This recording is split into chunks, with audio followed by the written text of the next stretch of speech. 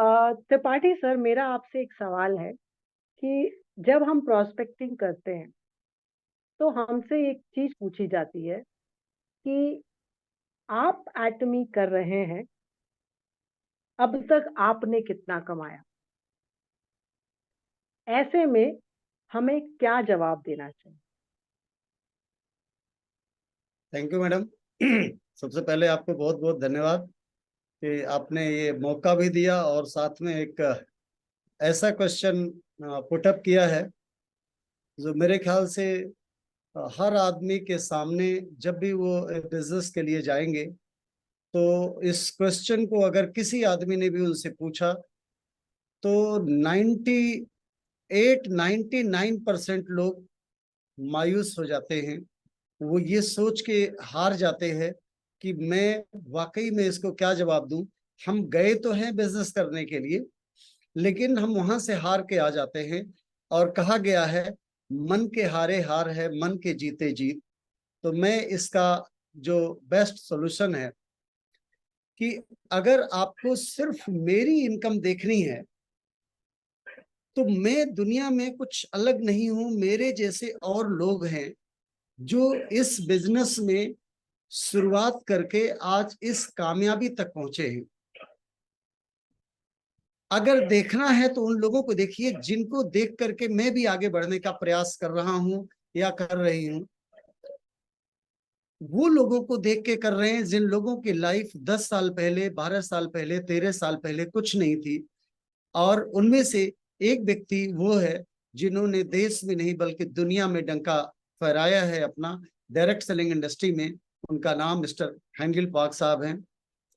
तो वो 13 साल पहले जिस स्थिति में रहे, जब वो भी किसी के पास प्रोस्पेक्टिंग करने के लिए गए होंगे तो यकीनन ये सवाल उनके साथ भी पूछा गया होगा और उनके सामने तो और विकट स्थिति रही होगी, क्योंकि वो एक नेटवर्किंग नहीं कर रहे थे बल्कि साथ में एक कंपनी को लीड कर रहे थे जिस कंपनी का उस टाइम कोई अस्तित्व नहीं था।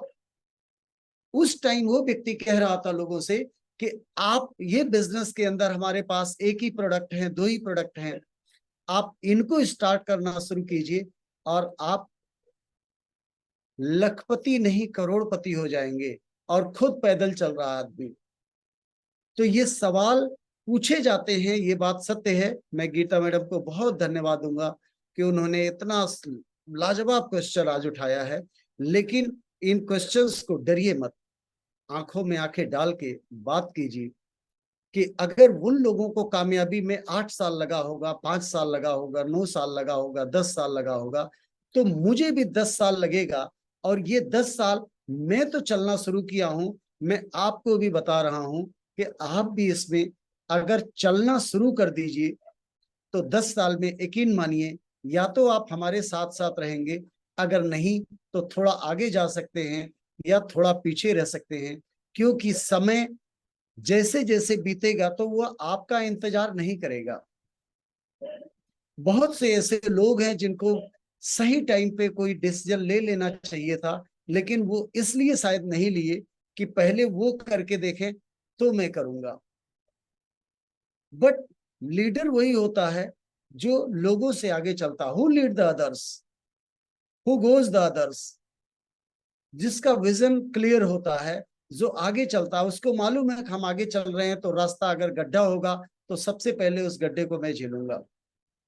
लेकिन वही एक ऐसा व्यक्ति होता है जो पूरी दुनिया के लिए, पूरे देश के लिए कनाडा भी बन जाता है। लोग कहते हैं कि नहीं, उन्हीं के बताए हुए रास्तों पे चलना है, क्योंकि वो आदमी चल करके सक्सेस पाया है। तो आज हमारे इस कंपनी के अंदर जितने इंपीरियल मास्टर्स हैं, जितने क्राउन मास्टर हैं, जितने रॉयल मास्टर्स हैं, उन सब लोगों ने उस मुकाम को हासिल किया है। और उनका सबका रास्ता यही था जहां से आप और हम चलना शुरू कर रहे हैं। तो इसमें डरने की कोई बात नहीं है। उनको हम आराम से आंखों में आंखें डाल के बात कीजिए कि आप हमारा पे आउट देखने के बजाय इस कंपनी का पे आउट देखिए, क्योंकि मैं आपको कामयाब नहीं बनाऊंगा। ये कंपनी का सिस्टम, पैसा ये सिस्टम देगा, पैसा मैं नहीं दूंगा, मैं तो सिर्फ आपको रास्ता दिखाऊंगा, आपके विजन को बताऊंगा कि इस रास्ते पे चल के आप और आपकी लाइफ बेहतरीन हो सकती है। तो इसमें डरने वाली कोई बात नहीं है।